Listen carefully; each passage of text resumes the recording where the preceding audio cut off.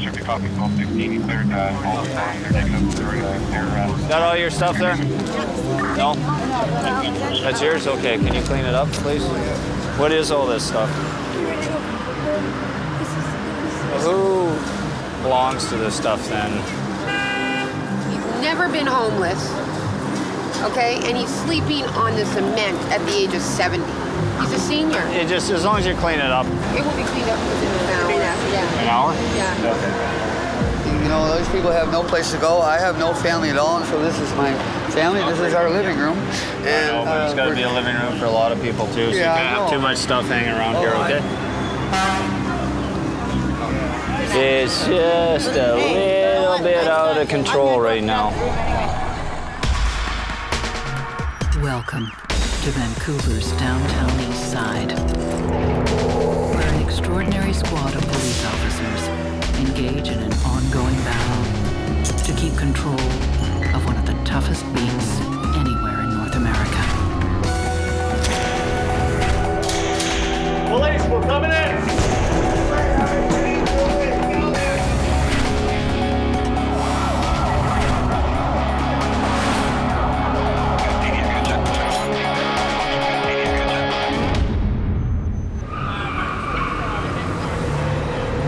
Vancouver's downtown east side, the rooming houses serve as a refuge to the city's poorest and most vulnerable. Hey, watch out! But these same hotels that shelter the needy are also the headquarters and hiding places for many of the neighborhood's drug dealers and users. Is this your room? Come on out. Well done. You got any weapons on you there, Kelly? All right. Come on. Put that pipe down. Stand to the back beside that lady there. Sergeant Mark Steinkampf, who leads the Beat Enforcement Team Squad 3, wants to clean up the most dangerous of these establishments, where drug dealing has become rampant and the tenants are terrorized. We've had instances on more than one occasion where the person will be beaten and intimidated to allow the drug dealer to take over their room. They will be literally kicked out on the street while their rooms are being used for selling drugs. BET. Tonight, Sergeant Steinkampf receives a tip about an illegal drug operation. Yeah. Thanks. He decides to move in. We know what we have to do. A vacant room may have been taken over by drug dealers in one of the area's most notorious rooming houses.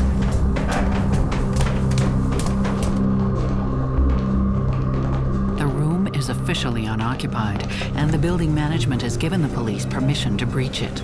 Hey, Dave? If they find evidence of drug dealing, they may be able to obtain a search warrant for other rooms in the building. Oh, look, scale. Rules of the trade, sell drugs. Inside, they discover items used for the production of crack cocaine. Then they discover the crack cocaine itself.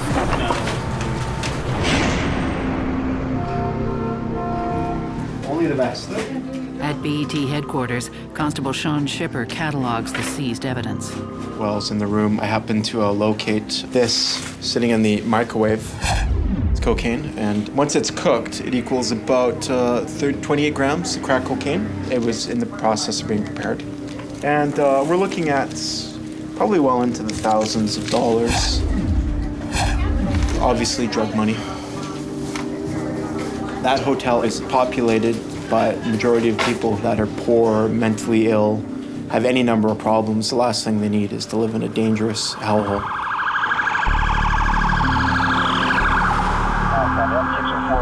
In the downtown east side, the streets can be just as dangerous as the rooming houses. What you need to do is you need to go home. So where is home? Where are you living?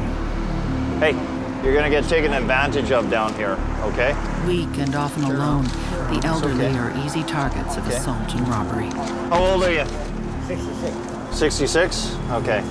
You get beat up a little while ago? Yeah. Yeah? Well, I'm gonna have an ambulance come by and check you, okay? Because I'm not comfortable leaving you on your own here right now.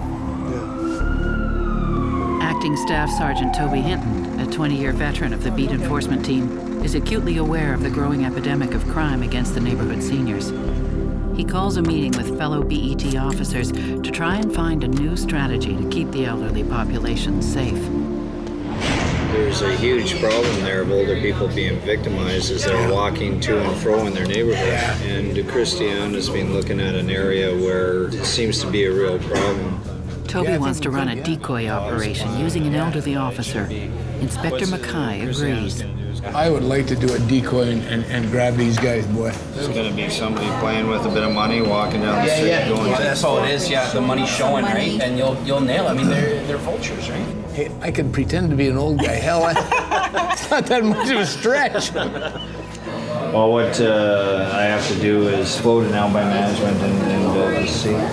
With undercover operations being dangerous and complex, department approval is far from automatic.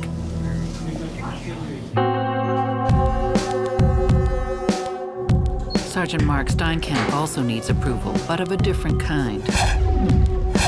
After reviewing the seized evidence from the rooming house, he's hoping a judge will grant him a search warrant for several other rooms in the building. He assigns Constables Christy Fisher and Tara Monroe to write up the paperwork. We've gathered all this information to obtain a search warrant for certain rooms. There's production in there, there's distribution, they're holding drugs, stashing drugs, copious amounts of cash. Sergeant Steinkampf looks over the application for the warrant. It must be perfect. Make sure that you know the legal name. Okay? Yeah. Even one small mistake and a judge could deny them, and they might not get a second chance.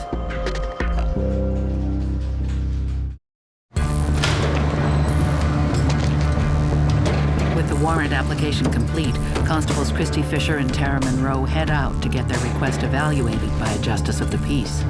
We're requesting that we execute it, that it be executed tomorrow. We've got pretty good grounds to go in and take a look, so we'll just keep our fingers crossed that the JP thinks the same.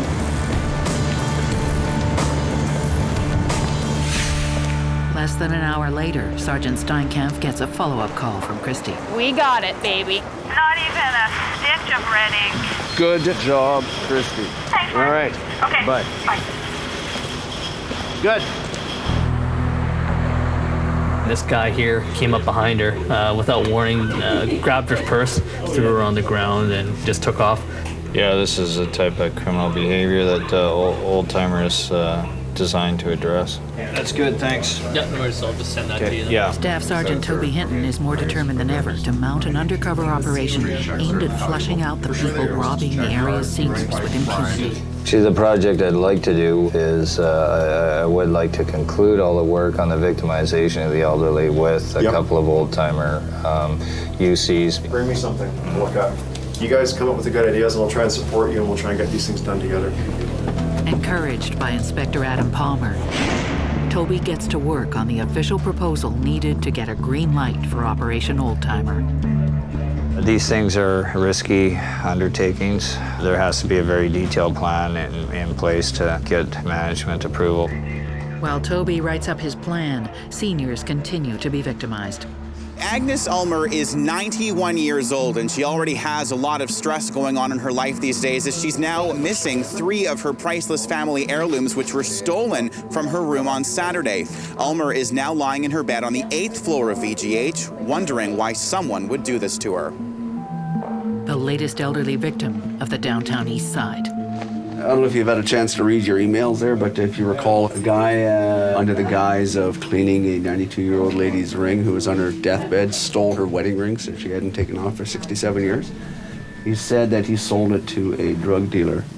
Sergeant Steinkampf assigns Constable Sean Shipper and Tara Monroe to the case. It would be very good for us to spend some time and some resources trying to get this lady's rings back.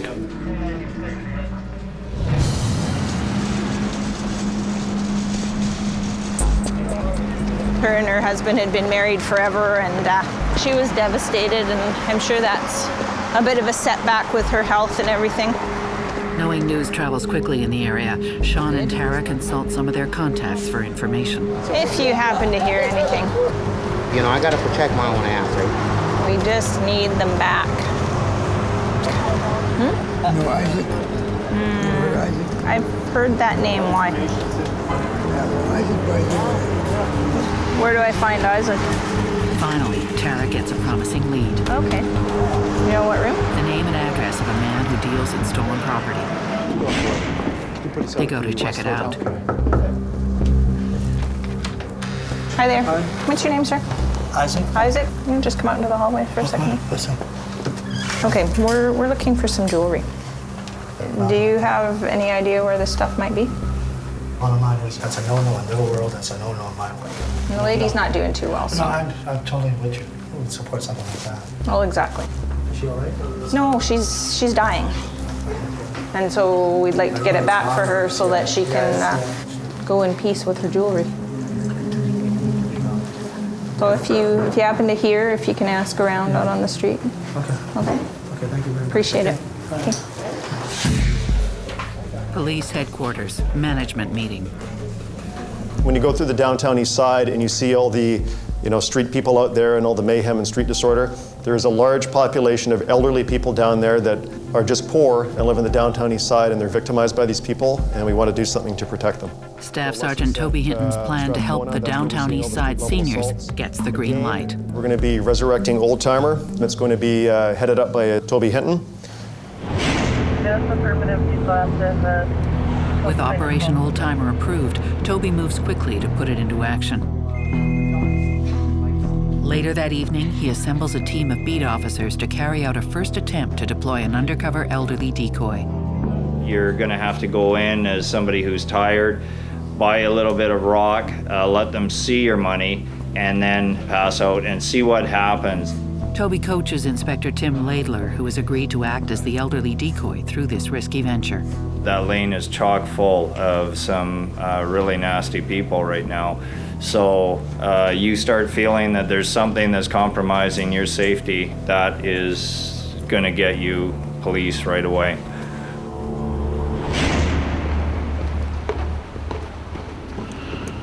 Toby and the team arrive at the observation post for this complex stakeout. All right, Toby's in. We're just going to set up.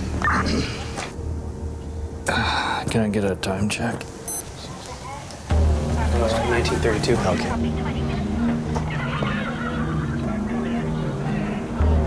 Okay, Tim to crew, let's get the UC moving. We've got some good activity going on and Toby's ready.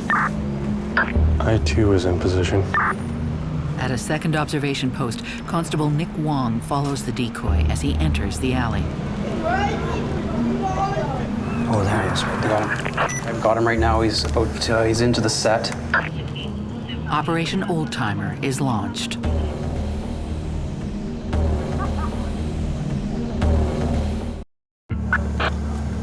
Staff Sergeant Toby Hinton's team is positioned in several locations.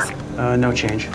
Monitoring Inspector Tim Laidler, who has gone undercover as an elderly decoy in one of the downtown east side's roughest alleys. This doesn't get any, really doesn't get any more dangerous than this. We're his backup, right? We're his lifeline, so. If they're lucky, they'll make an arrest. But most importantly, they're getting a chance to make a first run at this complex operation.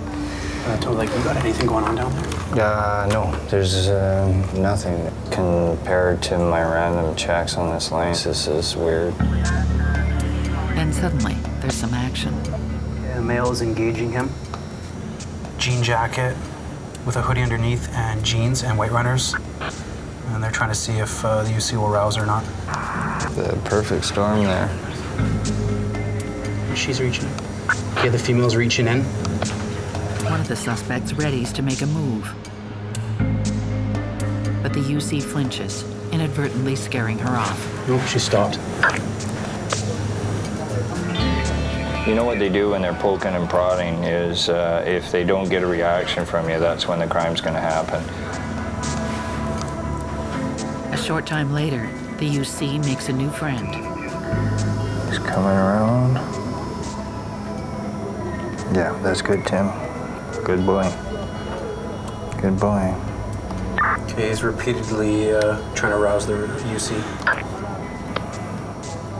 He's looking around. He's going into his pocket. Blackmail, looks like maybe trying to reach into UC's pocket. I think he stole the piece of rock there.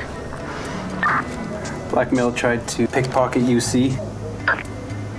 No, pickpocket doesn't constitute robbery. Since the suspect didn't take the decoy's money, the police can't lay a robbery charge. They let him go. Blackmail's up eastbound towards Nick. Toby decides it's a good time to pull out his undercover officer. UC's up. This is Nick. I've got the UC. With a dry run under their belts, they review the night's work. The closest was the ones that were prodding and poking him. The guy in the red shirt and jacket. Yeah. They were so close. Yeah. Oh well. You put it forward, you try. It's all you can do. Staff Sergeant Hinton is already thinking about his next move for Operation Oldtimer.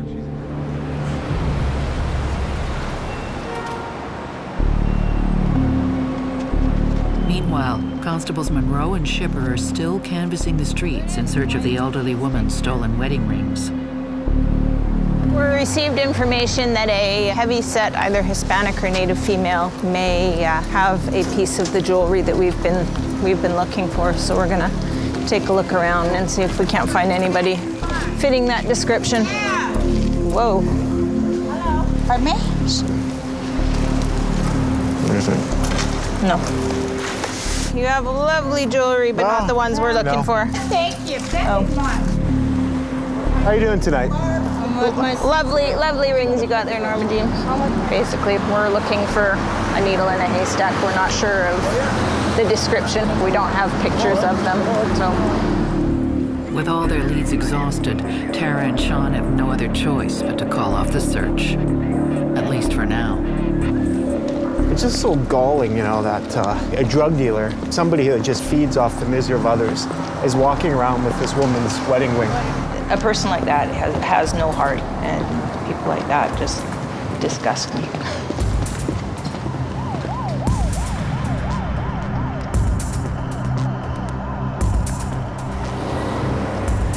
Early morning. Beat Enforcement Team Headquarters. Sergeant Mark Steinkampf is finishing a detailed plan for the rooming house drug raid. We got the warrant, so that's the main thing. With the search warrants in place, Sergeant Steinkampf briefs his entire squad on the tactics for the bust. The lineup is as follows here. Stu, you're gonna be out with a pistol. Pax, taser. Sean, you okay with that ram? Yeah. Grab the ram out of the NCO car, be good to go. Christy, you got the front door off the street. Yeah. Then when we get to the top of the stairs, Christiane, you're gonna bring up the rear, okay? Even though this is a Skid Row rooming house, we all know the risks behind it. There's money involved. The guys that we're going after are gang associates, and we want to make sure that they know we're the police, okay? It's not a drug rip, it's the police. What's the worst thing that's gonna happen to them? They're gonna go to jail. This is what I need you to say, exactly. Vancouver Police, search warrant. Do what you're told and you won't get hurt. As soon as the door gets in, get down on the ground. Boom. It's a pretty risky operation. We know there's weapons in there. Constables Christy Fisher and Tara Monroe lead the way. We'll keep our fingers crossed and keep our heads down. Dressed in plain clothes, they're the first to enter the rooming house.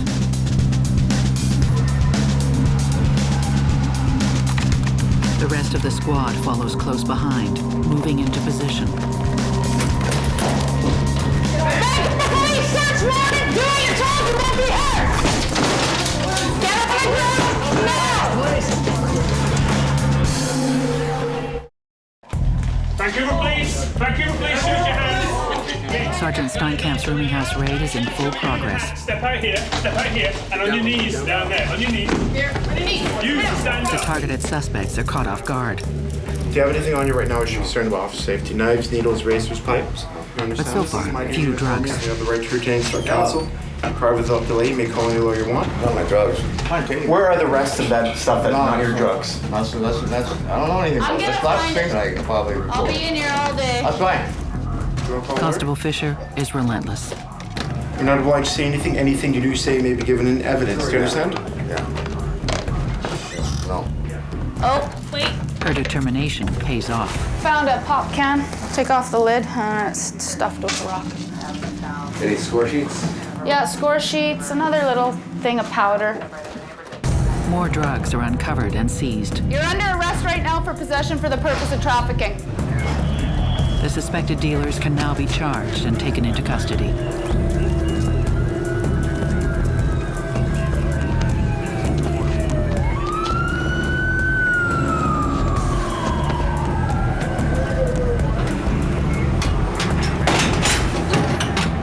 Everything we set out to find in our warrant, we found. For the time being, the rooming house is drug-free.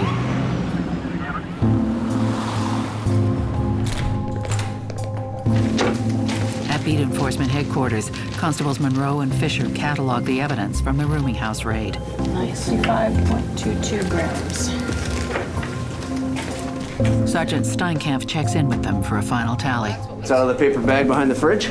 Yeah, so and then some scales, some good score sheets and stuff. So, I mean, that was a success on the warrant part of it. And then we weighed the drugs seized from 202 and it came out to 55 grams. They did a great job, and much of the problem was eradicated just because of that one warrant that we did. The people in the area, they won't have to wade through that mess anymore. So I'm happy. The guys are happy. They saw that their hard work was successful, and now the beat goes on.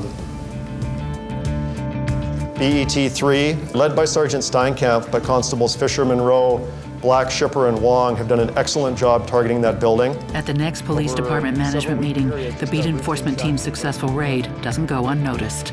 When a search warrant was executed in there, they amassed over 1 pound of cocaine seizures, and they seized another large quantity of cash.